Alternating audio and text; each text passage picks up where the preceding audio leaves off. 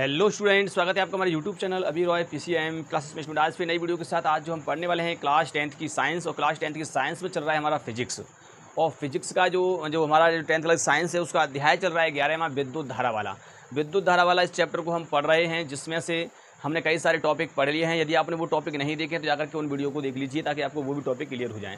इससे पिछले वाले वीडियो में हमने बताया था कि विद्युत परिपथ क्या होता है, उसके बारे में बता दिया है। विद्युत विभवांतर के बारे में बता दिया है। और हमने बताया था विद्युत धारा के बारे में बताया कि विद्युत धारा का सूत्र क्या होता है, मात्रा क्या होता है, सब कुछ बता दिया। यदि आपने वो वीडियो नहीं देखे जाकर के देख लीजिए। प्लेलिस्ट में इसका लिंक दिया गया है, वहाँ पर जाकर के प्लेलिस्ट का लिंक इस डिस्क्रिप्शन में दिया गया है, वहाँ पर जाकर के आप क्लिक कीजिए और सारे वीडियो आपको वहाँ पर मिल जाएंगे। ठीक है। और नहीं तो आप चैनल पे जाइए, चैनल पे जाकर के प्लेलिस्ट पर जो होता है वहाँ पर क्लिक कीजिए और वहाँ से आपको क्या मिल जाएगा, सारे वीडियो मिल जाएंगे। ठीक है स्टूडेंट, तो प्लेलिस्ट को देख करके पढ़िए, वहाँ पर जाकर आपको सारे वीडियो मिलेंगे क्लास 10 से संबंधित। और अगर आपको इंटर वाले जो छात्र हैं, इंटर वाले छात्रों के लिए तो केवल प्लेलिस्ट बना हुआ अलग से। ठीक है, इंटर वालों का अलग बना है और आपका हाई स्कूल वालों का अलग बना हुआ है। ठीक है, तो जाकर के उन वीडियो को देख लीजिए ताकि आपको वो भी टॉपिक क्लियर हो जाए। ठीक, और मैंने केमिस्ट्री का पहला चैप्टर पढ़ा दिया है, जाकर के उस चैप्टर को भी देख लीजिए। ठीक है, फिजिक्स का चैप्टर खत्म होते ही हम क्या करेंगे, हम केमिस्ट्री का भी दूसरा चैप्टर स्टार्ट करेंगे। ठीक है, क्रम बाई क्रम से पढ़ रहे हैं। फिजिक्स का चैप्टर पढ़ लेंगे, इसके बाद हमारे फिजिक्स के 2 चैप्टर चल रहे हैं, एक विद्युत धारा वाला और एक चल रहा है हमारा प्रकाश वाला। ठीक है, आप जाकर के देखिए वीडियो को, सारे के सारे वीडियो पढ़े हुए हैं। ठीक है स्टूडेंट, तो आज के इस वीडियो में, आज के इस लेक्चर में जो पढ़ने वाले लेक्चर नंबर 4 है, यानी कि इस चैप्टर का ये लेक्चर नंबर 4 है। ठीक है, तो इस लेक्चर में पढ़ने वाले हैं हम कि ओम का नियम क्या होता है। सबसे ज़्यादा इंपॉर्टेंट है, ध्यान रख लेना, बोर्ड में 5 अंक का देखने को मिलता है आपको ये कि ओम का नियम किसे कहते हैं, इसका VI ग्राफ बनाइए। ठीक है, तो आज इस वीडियो में हम यही देखने वाले हैं कि ओम का नियम होता क्या है और ओम के नियम का VI ग्राफ क्या होता है, वो भी हम यहाँ पर देखने वाले हैं। ठीक है स्टूडेंट, तो बने रहिए वीडियो के एंड तक स्टूडेंट। और वीडियो को 1 सेकंड के लिए स्किप मत कीजिए, अन्यथा आपको वीडियो समझ में नहीं आएगा, लेक्चर समझ में नहीं आएगा। ठीक है, वीडियो को पूरा देखिए, तभी आपको टॉपिक क्लियर तरीका से समझ में आएगा स्टूडेंट। ठीक है, और स्टूडेंट यदि आप हमारे चैनल पर नए हैं तो चैनल को सब्सक्राइब कर लीजिए, बेल आइकन को प्रेस कर ऑल पे क्लिक कर दीजिए ताकि आने वाले वीडियो की नोटिफिकेशन आपको मिलती रहे। चलते स्टूडेंट वीडियो को स्टार्ट करते हैं। तो चलिए स्टूडेंट हम बात करते हैं ओम का नियम। सबसे पहले हम किसकी बात करेंगे, ओम का नियम क्या होता है भाई। ओम का नियम, ओम के नियम की हम यहाँ पर बात कर रहे हैं। ओम्स लॉ बोला जाता है इसे इंग्लिश में, ओम्स लॉ, ओम्स लॉ। ठीक है स्टूडेंट, तो ओम्स लॉ होता क्या है, ओम का नियम क्या होता है। ओम एक वैज्ञानिक से, कौन थे भाई, वैज्ञानिक। ओम एक वैज्ञानिक थे, वैज्ञानिक ओम ने बताया था, क्या बताया था कि देखिए समझिए, कोई भी चालक होता है, जैसे मान लीजिए जिस चालक है, इस चालक के अंदर अगर हम धारा का प्रवाह करेंगे या हम इस चालक के सिरों विभवांतर देंगे तो क्या होगा, सिरों पर जब इन विभवांतर लगाते हैं उसमें धारा प्रवाहित होगी, क्योंकि वोल्टेज जो होता है वो इलेक्ट्रॉन को धक्का लगाता है। जब इलेक्ट्रॉन चलने लगेगा, समझिए क्या होता है पता है, इलेक्ट्रॉन चलता है कैसे, यानी कि कोई भी एक चालक है, इस प्रकार से समझिए, इस चालक है, इस चालक के अंदर बहुत सारे क्या होते हैं भैया, इलेक्ट्रॉन होते हैं, मुक्त इलेक्ट्रॉन, तभी तो आवेश प्रवाह होता है। तो यहाँ इलेक्ट्रॉन होंगे, क्या होंगे भाई यहाँ पर इलेक्ट्रॉन, ये हमारे यहाँ पर इलेक्ट्रॉन है आपके, ये इलेक्ट्रॉन आपके हैं यहाँ पर, इस प्रकार से इस चालक के अंदर क्या है, इलेक्ट्रॉन है। अब इन इलेक्ट्रॉनों को वोल्टेज क्या करता है, धक्का लगाता है। अब धक्का कैसे लगा, अगर मैंने यहाँ पर क्या कर दिया, प्लस लगाया और यहाँ पर माइनस लगाया, तो क्या करेगा, ये माइनस वाला इस पर क्या करेगा, फोर्स लगाएगा, तो ये इलेक्ट्रॉन इस प्रकार से गति करने लगेंगे, ऐसे गति करेंगे, करेंगे नहीं करेंगे, इस प्रकार से करेंगे, तो इस प्रकार से गति करने लगेंगे एक निश्चित डायरेक्शन में, इस प्रकार से। तो ये वोल्टेज क्या करता है, केवल इलेक्ट्रॉन को धक्का लगाता है, इलेक्ट्रॉन धक्का लगेगा, इलेक्ट्रॉन चलने लगेगा। जब इलेक्ट्रॉन चलेगा तो इसमें क्या होगी, धारा होगी, क्या होगी भाई, इसमें धारा होगी। तो ये वोल्टेज कहाँ से लगाया हमने, जब इसको एक चालक को बैटरी से जोड़ दिया, जाकर के हमने किससे जोड़ दिया भाई, बैटरी से। जब बैटरी से जोड़ा तब जाकर के क्या करने लगा, ये इसमें इलेक्ट्रॉन का प्रवाह हुआ, यानी कि इलेक्ट्रॉन चलने लगे, तो धारा का प्रवाह होगा इसके अंदर, होगा नहीं होगा, धारा होगी। अच्छा समझिए, हमने यहाँ पर V वोल्टेज लगाया था, तो इसके सिरों पर जो वोल्टेज लगा, कितना लगाया यहाँ पर V वोल्टेज, इतना V वोल्टेज इसके सिरों पर लग रहा है, इस पर यहाँ पर, तो ये V वोल्टेज इतना है। अगर मैंने क्या किया, इस वोल्टेज का मान बढ़ा दिया, समझिए पहले वोल्टेज कितना था, मान लीजिए अगर मैं इसको 10 वोल्टेज देता, कितना देता, 10 वोल्टेज, तब इसमें मान लीजिए धारा कितनी थी, तब मान लीजिए धारा इसमें थी 5 एम्पियर, मान लीजिए 5 एम्पियर, सॉरी चलिए 2 एम्पियर मान लीजिए, मानने के लिए मानना ही तो है, क्या करना है। अगर मान लीजिए आपका यहाँ पर मैंने कर दिया 20 वोल्टेज, तो यहाँ पर धारा हो गई 4 एम्पियर, कितना हो गया भैया, 4 एम्पियर हो गई। इस प्रकार से धारा भी बढ़ रही है, वोल्टेज भी बढ़ रहा है, यहाँ पर देखिए धारा बढ़ रही है, वोल्टेज बढ़ रहा है। तो यही क्या था कि ओम ने बताया था कि जैसे जैसे हम वोल्टेज बढ़ाएंगे वैसे धारा में भी क्या होगा, मान वृद्धि होगी, वोल्टेज घटाएंगे धारा भी घट जाएगी। ठीक है नहीं, और इन्होंने एक नियम बताया, क्या बताया कि ये चालक जो है, जी वाला आपको चालक दिखाई दे रहा है, इस चालक का जो तापमान है, जिस तापमान पर आप कर रहे हो, तापमान और विमा फिक्स होनी चाहिए इसकी। विमा तो समझते हो ना, विमा कैसी होनी चाहिए, फिक्स होनी चाहिए, एकदम निश्चित होना चाहिए, कम ज़्यादा नहीं होना चाहिए। ओम ने ये बताया था, अगर इसका चालक का जो विमा है, मान लीजिए ये अनुप्रस्थ काट क्षेत्रफल A है, लंबाई इसकी L है, तो ये विमाएँ जो है वो सेम होनी चाहिए। उतना ही होना चाहिए, और तापमान जिस पे कर रहे हैं उतना ही होना चाहिए। आप चाहे कितनी भी रीडिंग लीजिए, 10 वोल्ट पे लीजिए, 2 एम्पियर, 20 पे लीजिए, 4 एम्पियर, चाहे आप 40 पे लीजिए, चाहे 50 पे लीजिए, कितने भी परीक्षण कीजिए, ठीक है नहीं, परंतु उतने ही ताप पर और उतने ही लंबाई के तार और अनप्रस्थ वाले पे करना चाहिए, ठीक है नहीं। तो ये आपने क्या बताया था, ओम ने बताया था कि जैसे जैसे हम वोल्टेज को बढ़ाते हैं वैसे वैसे धारा के मान में परिवर्तन होता है। तो इसका मतलब धारा समानुपाती होती है विभव के। क्या होती है, धारा जो होती है वो वोल्टेज के समानुपाती होती है। किसकी होती है, वोल्टेज के समानुपाती, इतना ध्यान रखना है, वोल्टेज के समानुपाती होती है। अब उन्होंने कब होती है, जब उनकी तापमान और विमास निश्चित होती हैं, फिक्स होती हैं, ठीक है। अब देखिए क्या होता है, जैसे इस वोल्टेज से यहाँ पे ये प्रोपोर्शनल साइन लगा समानुपाती का, ये बढ़ेगा तो यही बढ़ेगा। मैंने क्या किया, इसको यहाँ से हटा दिया, जब इस चिन्ह को हटाएंगे तो यहाँ कांस्टेंट आता है आर, इसे आर आई बोलेंगे। ये जो आर होता है इसे कांस्टेंट बोला जाता है, कांस्टेंट। क्या बोलते हैं, कांस्टेंट बोलते हैं। कांस्टेंट का मतलब होता है नियतांक, नियतांक बोला जाता है इसको, नियतांक। क्लियर। अब देखिए नियतांक क्या होता है, नियतांक एक मतलब क्या होता है, वैल्यू होती है जो मतलब फिक्स लेके चलते हैं कि ये वैल्यू हमेशा इतनी ही रहेगी, ठीक है ना, फिक्स रहेगी। इतनी वैल्यू को आपको आई के साथ गुणा करना पड़ेगा, तब आपका विभव पता पड़ेगा। तो ये फिक्स वैल्यू होती है, नियतांक कांस्टेंट वैल्यू होती है कि आंकिक मान कह सकते हैं इसको, एक फिक्स होता है ये, ठीक है।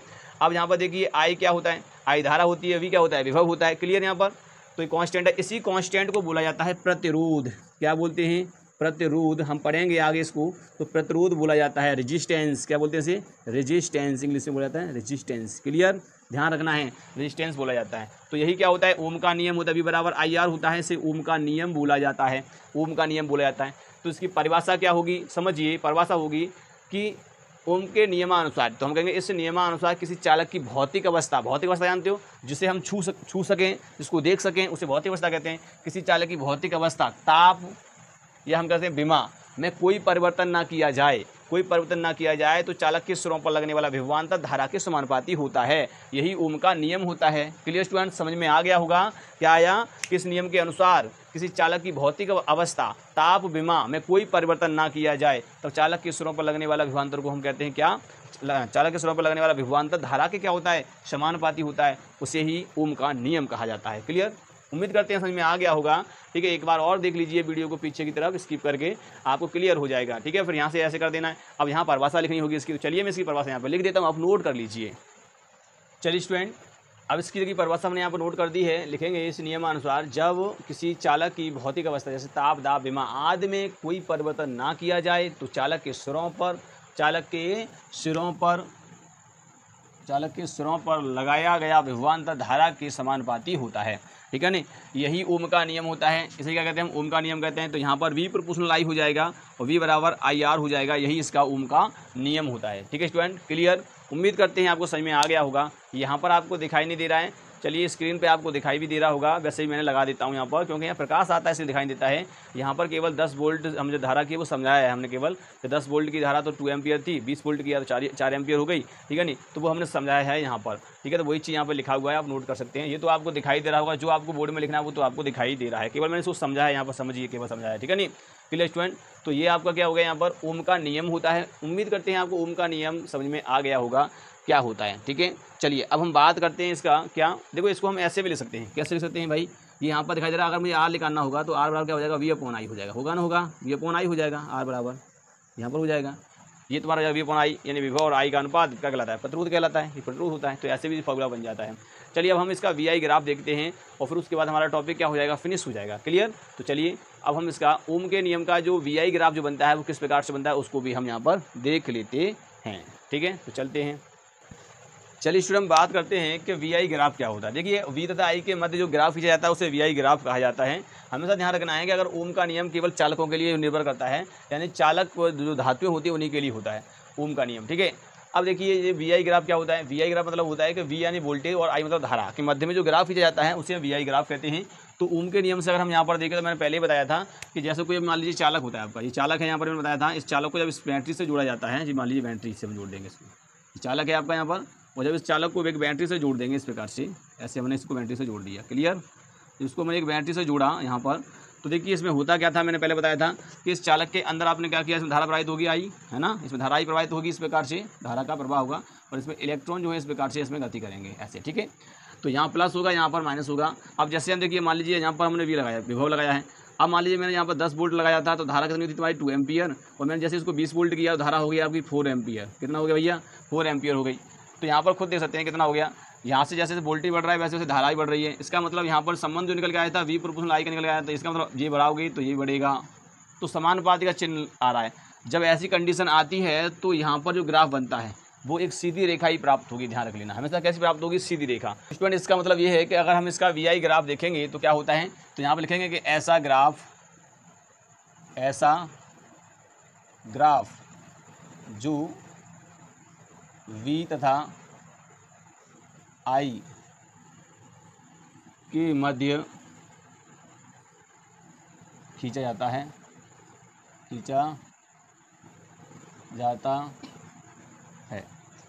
यह ग्राफ कैसा होता है? यह ग्राफ एक सीधी रेखा होती है, एक सीधी रेखा होती है। Clear student? इसमें जो ग्राफ हम बनाते हैं उसमें क्या होती है? एक सीधी रेखा होती है, इतना आपको ध्यान में रखना है। तो चलिए इसका ग्राफ यहाँ पर हम बना लेते हैं। तो देखिए इस प्रकार से ग्राफ बनेगा। यहाँ पर हम एक ऐसे लाइन खींच देंगे इस प्रकार से, और एक इस प्रकार से लाइन खींच देंगे। क्लियर? अब ये वाली लाइन जो होती है इसे वाई अक्ष का बोला जाता है, और ये वाली लाइन जो होती है इसे एक्स अक्ष बोला जाता है। ठीक है, आपको दिखाई दे रहा है कि नहीं? इसको क्या बोलते हैं? एक्स अक्ष बोलते हैं, उसको वाई अक्ष बोला जाता है। अब देखिए वाई अक्ष पर हम यहाँ पर क्या लेते हैं? वोल्टेज लेते हैं। यहाँ पर वोल्टेज आ जाएगा, यहाँ पर क्या आएगी? तुम्हारी धारा आएगी। इस वाले हिस्सा में जो आती है धारा आती है, और इस वाले डायरेक्शन में क्या आती है भैया? तुम्हारा विभव आता है, वोल्टेज आता है।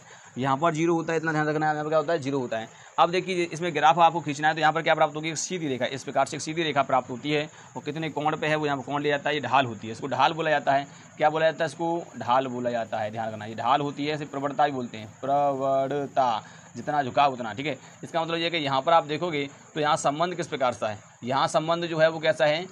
समानुपाती का संबंध है V और I में। जैसे V बढ़ रहा है वैसे, तो यहाँ पर यानी कि V प्रोपोर्शनल I है। इसका मतलब संबंध जो है V प्रोपोर्शनल I का संबंध है। अगर यहाँ पर आप देखोगे तो यहाँ पर अगर टेन थीटा निकालोगे तो कैसा निकल के आएगा? यहाँ पर निकाल लीजिए टेन थीटा, इस पर लंब डाल दीजिए इस प्रकार से। तो यहाँ टेन थीटा जो निकल के आएगा वो आएगा लंब है आपका V/I बराबर, इसी को कहते हैं R कहते हैं। तो इस प्रकार से आपको निकल के आएगा। Clear student? इस प्रकार से आपका हो जाता है, आप देख सकते हैं। तो यही तुम्हारा क्या होता है? VI ग्राफ वगैरह होते हैं। इसको आपको ध्यान में रखना है कि यहाँ पर जो ग्राफ बनता है एक सीधी रेखा आपको प्राप्त होती है। Clear student? तो उम्मीद करते हैं आपको समझ में आ गया होगा कि VI ग्राफ किस प्रकार से बनाया जाता है। तो यही था तुम्हारा ओम का नियम। ठीक है, ये क्या था? तुम्हारा ओम का नियम था। स्टूडेंट उम्मीद करते हैं आपको समझ में आ गया होगा। आपको अगर बोर्ड एग्जाम पूछता है तो इसी प्रकार से आपको लिखना होगा। Clear student? अब मिलेंगे हम नेक्स्ट वीडियो में।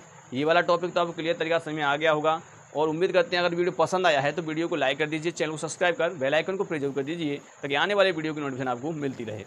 अब मिलेंगे स्टूडेंट नेक्स्ट वीडियो में, तब तक के लिए जय हिंद।